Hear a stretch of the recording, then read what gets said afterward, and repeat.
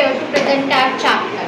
तो हमारा chapter geography का, इस चैप्टर का नाम है रिसोर्स एंड डेवलपमेंट। अब ये चैप्टर स्टार्ट करने से पहले हमें इसका इंट्रोडक्शन लेना पड़ेगा, यानी सबसे पहले हम पढ़ेंगे रिसोर्स के बारे में। हमने जैसे पहले की क्लासेस में पढ़ा था कि रिसोर्स क्या होता है। रिसोर्स वो होते हैं जो हमारे एनवायरनमेंट में चीज़ें प्रेजेंट होती हैं और जो हमारी बेसिक नीड को फुलफिल करती है। लेकिन अब हमारा 10th स्टैंडर्ड है, छोटी मोटी चीज़ तो हो गई, यहाँ पर थोड़ा मॉडिफाई हो गया।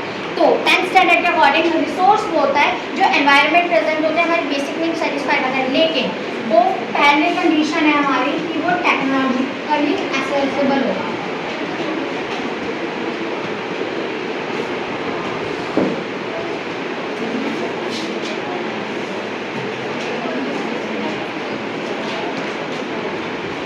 इसका मतलब यह है कि हम टेक्निक की मदद से उस रिसोर्स का जो हमारा रॉ मटेरियल है उसे एक्सट्रैक्ट कर सकते हैं, उसे ले सकते हैं। और फिर सेकंड हो गया हमारा इकोनॉमिकली फिजिबल।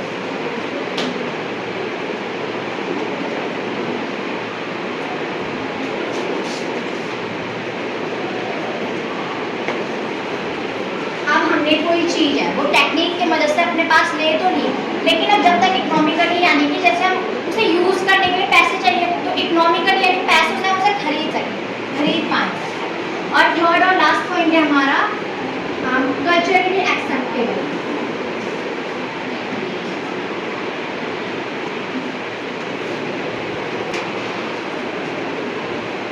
अब हमने कोई चीज़ है टेक्निक की मदद से उसे यूज़ करने में लिया है, पैसों की मदद से खरीद लिया, लेकिन अगर हम कल्चरली यानी कि उसमें तो यूज़ ही नहीं करेंगे तो वो कैसे होगा। तो इसे कल्चरली एक्सेप्टेबल भी होना चाहिए। अब जैसे कि हमारा एक सिंपल सा एग्जांपल लेते हैं, वाइन, हवा लेते हैं।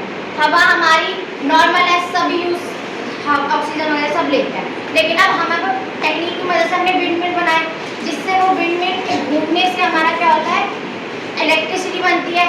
तो इलेक्ट्रिसिटी एक तरह से कल्चरली एक्सेप्टेबल है, टेक्निक लगी विंड में, और वो इकोनॉमिकल यानी फिर सब यूज़ करते हैं, इसके जरिए इकोनॉमिक फ़ायदा भी होता है हमारी गवर्नमेंट को। तो 10th क्लास में इन 3 बेसिस के ऊपर यानी इन 3 पॉइंट्स कोई चीज़ अगर पूरी तो समझ लेता है। अब रिसोर्स के आगे हमारा टॉपिक है interdependent relationship between human beings, nature, technology and institution. तो ये 3 चीज़ें हैं, नेचर, टेक्नोलॉजी और इंस्टीट्यूशन, जो ह्यूमन बीइंग्स इन तीनों ह्यूमन बीइंग के बिना ना ये तीनों चीज़ वेस्ट ऑफ मनी है, क्योंकि ह्यूमन बीइंग्स टेक्नोलॉजी लगाएंगे, वो टेक्नोलॉजी किस पर लगाएंगे, नेचर पे। अब नेचर पे हमने टेक्नोलॉजी लगाई, फिर उसके बाद वो जो नेचर से हमने कुछ चीज़ ली तो उसको हम कुछ काम करेंगे, उस पर इंस्टीट्यूशन में भेजेंगे, उस प्रोडक्ट बनेगा और फिर वो ह्यूमन बीइंग्स ही यूज़ करेंगे। एक तरह से ना इन चारों चीज़ों में से कोई एक भी चीज़ हमारी गायब होगी तो ये पूरी साइकिल हमारी टूट जाएगी, क्योंकि ह्यूमन बीइंग्स टेक्नोलॉजी लगाते हैं, टेक्नोलॉजी और कोई तो लगा नहीं सकता, फिर टेक्नोलॉजी लगाएंगे इस पर कोई चीज़ होनी तो चाहिए, जो वो है नेचर। अब नेचर पे टेक्नोलॉजी लगा दिया, टेक्नोलॉजी लगा के हमने पैसा उस पर लगाया तो हमें कुछ प्रॉफिट भी तो मिलना चाहिए। अब प्रॉफिट तो फिर अब इंस्टीट्यूशन यानी फिर इकोनॉमिक इंस्टीट्यूशन यानी प्रोडक्ट्स, एक तरह से मार्केट में आता है इंस्टीट्यूशन, एक तरह से हमारा मार्केट है, जो हमारा मार्केट में आता है। फिर मार्केट के बाद हमारे देश की ऐसी इकोनॉमिक डेवलपमेंट भी होती है। Thank you. अब हमने रिसोर्स पढ़ लिया, उसका इंटर रिलेशनशिप पढ़ लिया ह्यूमन बीइंग के साथ। अब हम उसके टाइप्स यानी क्लासिफिकेशन के बारे में पढ़ेंगे। वैसे तो ये ब्रॉडली 4 पार्ट्स में डिवाइड है, लेकिन इनके भी सब पार्ट्स हैं। तो हमारा पहला जो पार्ट है on the basis of origin, उसके 2 पार्ट है, एक तो बॉयटिक, एक अबॉयटिक। अब बॉयटिक के बारे में साक्षी बताइए आपको। Biotic resources mean the resources which are obtained from biosphere and contain life are called biotic resources. For example, human being, main example, plants, birds, flora, fauna, and the main reason is जो biosphere से आए और life तो हो, वो होते biotic resources। Thank you. Today's my topic is abiotic. Abiotic things वो होती हैं जो हमें नेचर से मिलती हैं बट वो नॉन लिविंग थिंग्स होती हैं। For example fan, light, desk, chair. हमने on the basis of origin पढ़ लिया। अब सेकंड पार्ट की ओर बढ़ते हैं, जिसका नाम है on the basis of accessibility. इसके 2 सब पार्ट है, रिन्यूएबल रिसोर्स और नॉन रिन्यूएबल। अब इन दोनों के बारे में महक और ब्यूटी आपको बताएंगे। Good morning everyone. I am Mehak. Today I am here to explain you that what is renewable resources. The resources which can be renewed or reproduced by three processes: physical, chemical and mechanical. These are called renewable resources. Renewable resources यानी नवीकरण संसाधन वो होते हैं जिनको आप 3 प्रक्रियाओं से अपने इस्तेमाल में ला सकते हो: भौतिक, रासायनिक और यांत्रिक प्रक्रियाओं से। अब जो रिन्यूएबल रिसोर्सेज होते हैं उनको हम अपने यूज़ में कुछ एनर्जीज के थ्रू ला सकते हैं, जैसे कि wind energy, solar energy, geothermal energy and biomass energy. Solar energy, the harnessing of energy from the sun primarily in the form of sunlight and heat for the various applications। सौर्य ऊर्जा वो ऊर्जा होती है जो कि हमें सूरज से मिलती है, जो हमें सूरज से प्राप्त होने वाली गर्मी से और उसकी किरणों से मिलती है। विंड एनर्जी वो होती है energy source that utilise the kinetic energy of moving air wind to generate electricity और मैकेनिकल पावर। जो पवन ऊर्जाएं होती है वो हमें चलने वाली हवा से मिलती है, जिसको हम उपयोग में लाकर उससे अपनी इलेक्ट्रिसिटी बनाने के प्रयोग में लाते हैं और मैकेनिकल पावर्स बनाने के। जियोथर्मल एनर्जीज जो होती है वो ऐसी एनर्जीज होती है जो हमारे अर्थ के अंदर जो ऊष्माएं होती है उनको हम अपने उपयोग में लाते हैं, वो जियोथर्मल यानी कि भूतापीय ऊर्जाएं होती हैं। Last is biomass energy, a renewable energy source derived from organic materials like plants and animals. Biomass ऊर्जा वो होती है जो हमें प्लांट्स और एनिमल्स यानी कि पौधों और जानवरों से हमारे उपयोग में आती है। Thank you. Good morning everyone. My name is Jyoti. I am from class 10th B. Today my topic is non-renewable resources. The resource that cannot be renewed or reproduced immediately. Once they are exhausted, they take millions of years to reproduce. Regenerate. Non-renewable resource वो होते हैं जो जल्दी ख़त्म नहीं होते, पर जब एक बार वो ख़त्म हो गए तो उन्हें मिलियंस ऑफ ईयर लगते हैं बनने में। Thank you. चलिए अब हम क्लासिफिकेशन के थर्ड पार्ट की ओर बढ़ते हैं। थर्ड पार्ट है हमारा on the basis of ownership. इसके 4 सब पार्ट है। पहला है इंडिविजुअल रिसोर्सेज, दूसरा है कम्युनिटी ओन्ड रिसोर्सेज, तीसरा है national resources and the last one is international resources. अब ये चारों इन चारों पार्ट्स के बारे में आपको बताएंगे। Good morning. My name is Srishti. I am from 10th B. My topic is individual resource. The resource which are owned privately by individual are called individual resource. Example: car, book, pencil, गाड़ी, etc. Good morning everyone. My name is Linda. I am from 10th B. My topic is community owned resources. Community owned resources are those resources which can be owned by community. Community owned resources वो resources होते हैं जिन पे किसी एक individual का right नहीं होता, even वो पूरी सोसाइटी के लिए, पूरी कम्युनिटी के लिए होता है और उसे पूरी कम्युनिटी के पीपल्स जो है यूज़ कर सकते हैं। उस पर हर एक नागरिक का हक होता है। For example ponds, grazing land, playgrounds, picnic spot and etc. Thank you. National resources वह ऐसा रिसोर्स है जो नेशनल से बिलोंग करता है।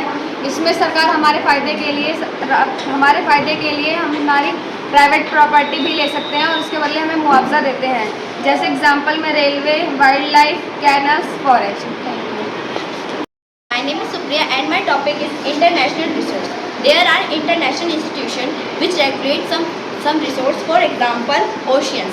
Oceans are not individual. ये किसी इंडिविजुअल कंट्री के लिए नहीं होता है, ये पूरे वर्ल्ड के लिए होता है और हम अपने कोस्टल एरिया से सिर्फ 200 नॉटिकल माइल्स तक ही यूज़ कर सकते हैं और ये सब इंटरनेशनल इंस्टीट्यूशन के अंडर आते हैं। क्लासिफिकेशन ऑफ रिसोर्स के लास्ट पार्ट पे है, जिसका नाम है on the basis of status of development. इसके 4 सब पार्ट है। पहला है पोटेंशियल रिसोर्सेज, दूसरा है डेवलप्ड रिसोर्सेज, तीसरा है स्टॉक और लास्ट है हमारा रिजर्व रिसोर्सेज। अब ये चारों इसके बारे में आपको बताएंगे। Good morning everyone, my name is Priya. I am here to present you potential resources. पहले हम इसके बारे में इसकी मीनिंग जानते हैं। पोटेंशियल मतलब क्षमता होती है, जैसे कि कोई टीचर हमें आके बोलते हैं कि आपकी इतनी क्षमता है कि आप ये चीज़ कर सकते हो। और रिसोर्सेज मतलब जैसे दीपांशी ने बताया कि कोई भी चीज़ जो नेचर में मिलती है जो ह्यूमन की बेसिक नीड्स को फुलफिल कर सकती है। The resources which are found in a region, they have a potential to satisfy human needs, but their utilization not be started because technology is expensive. वो resources जो हर क्षेत्र में पाए जाते हैं, लेकिन वो हमारे पोटेंशियल होते हैं, हमारे नीड्स को सेटिस्फाई कर सकते हैं, लेकिन हम उनका उपयोग नहीं कर पाते क्योंकि वो बहुत ज़्यादा एक्सपेंसिव होते हैं. इनके एग्जाम्पल गुजरात एंड राजस्थान है potential for solar and wind energy.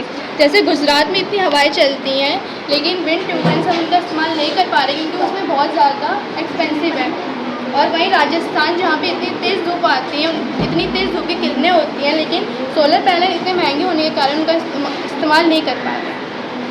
And I'm telling you something about reserve resources. Reserve resources, the resources which are surveyed for their quality and quantity to determine their utilization is known as developed resources, or we can say that developed resources are those that are identified and actively used, meaning used in large production in our country. The developed resources are depend on technology and assess of level of feasibility. Developed resources वो होते हैं जिसकी हमारे पास quality भी होती है और quantity भी होती है, और वो काफ़ी लार्ज प्रोडक्शन में यूज़ होते हैं कंट्रीज़ में.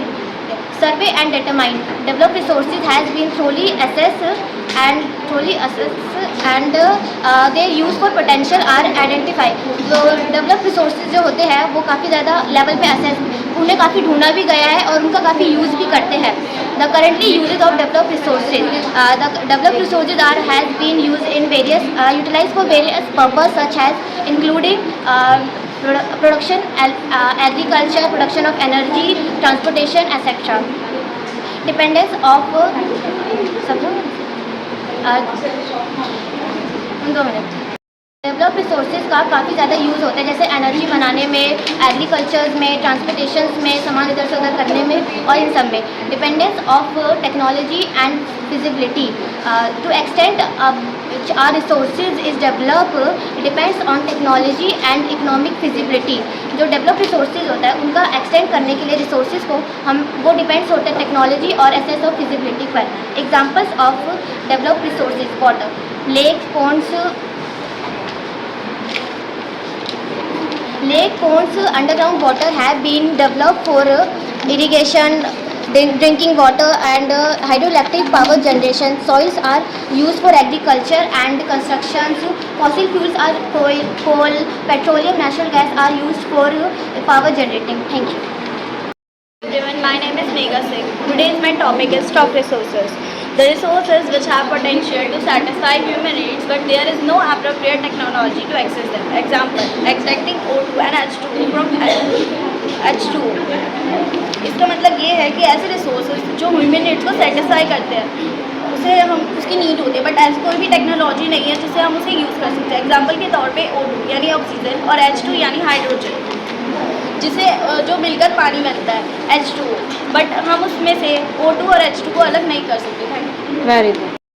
Good morning everyone, my name is Soni and I am from class 10th. Today I am explain a topic and my topic is reserve resources. Reserve resources are the resources which can be utilized with the help of existing technology, but we can't use them because we store them for future requirement. इसका मतलब ये हुआ कि हमारे पास जो resources है उसे हम यूटिलाइज कर सकते हैं with the help of existing technology, लेकिन हम उसे यूज़ नहीं कर सकते क्योंकि हमें उसे फ्यूचर रिक्वायरमेंट के लिए बचा के रखना चाहिए ताकि वो हमारे फ्यूचर में काम आए. जैसे कि टेक्नोलॉजी हम फ्यूचर के लिए बचा के रखेंगे ताकि हमारी फ्यूचर में टेक्नोलॉजी की लेस ना हो, कमी ना हो. और डैम वाटर, जैसे डैम वाटर यानी कि वाटर को हम बचा के रखेंगे ताकि हमारे फ्यूचर में कोई दिक्कत ना आए, पानी की कमी ना हो. और फॉरेस्ट, अगर हम पेड़ों को कुछ ज़्यादा काटेंगे तो ऑक्सीजन की कमी होगी जिससे हमें सांस लेने में दिक्कत होगी और फ्यूचर में हमें परेशानी होगी. Thank you.